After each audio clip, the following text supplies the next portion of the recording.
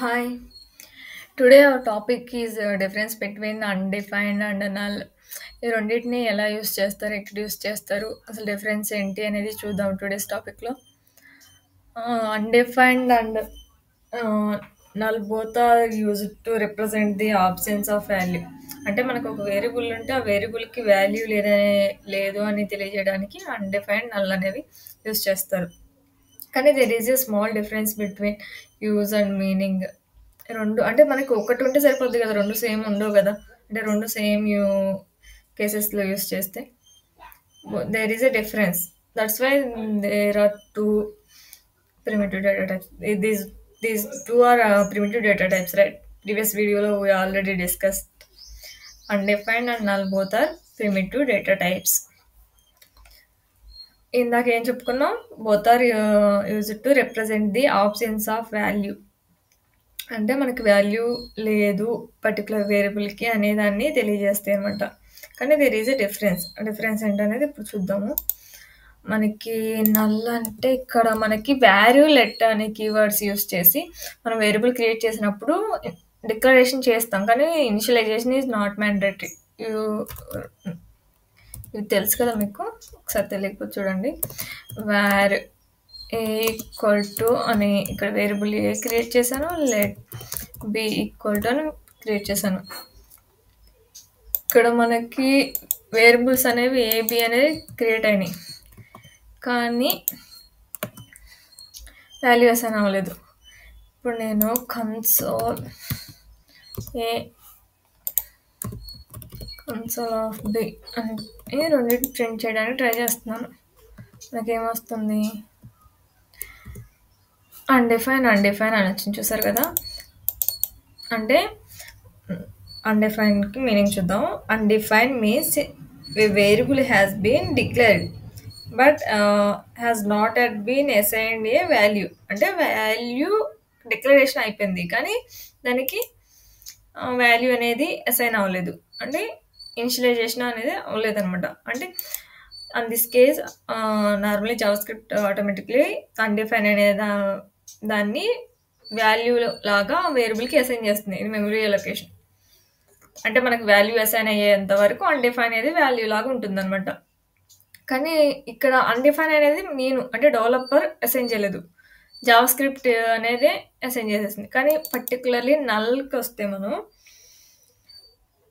Null అనేది ఇంటెన్షనల్గా మనం వాడతాం. అంటే null can be assign to A variable as representation of no value. It is used when we intentionally want a variable but don't need a value to it. అంటే మనంతటికి మనం particular ఒక value create చేసేసాను, దానికి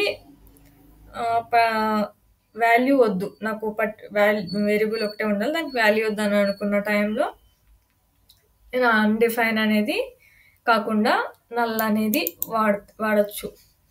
ఇది మనకి డెవలప్మెంట్లో బాగా అర్థమవుతుంది. ఇక్కడ మీకు ఎలా చూపించాలి, equal to null, equal to null. ఇక్కడ నేను ఇంటెన్షనల్గా అసైన్ చేశాను, జావా స్క్రిప్ట్ అసైన్ చేయట్లేదు. ప్రింట్ చేసినప్పుడు నల్ అని వచ్చింది.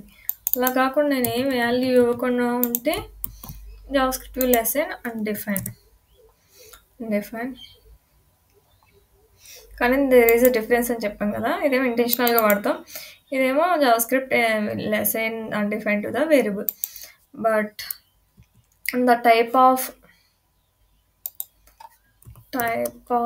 అనేది మనకి డేటా టైప్ ఏ టైప్ అనేది తెలుసుకుంటాం కదా. Type of null, undefined, type of null అనేవి డిఫరెంట్ అనమాట. చూద్దాం మనకి ఇప్పుడు. టైప్ ఆఫ్ నల్ అనేది ఆబ్జెక్ట్, బాగా గుర్తుపెట్టుకోండి. టైప్ ఆఫ్ నల్ అనేది object and type of undefined అనేది అన్డిఫైన్డ్.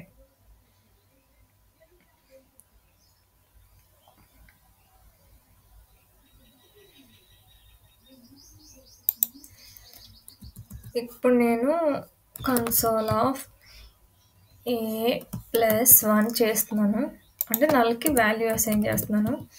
కన్సోల్ B+1 చేస్తున్నాను. ఆన్సర్ చూద్దాం.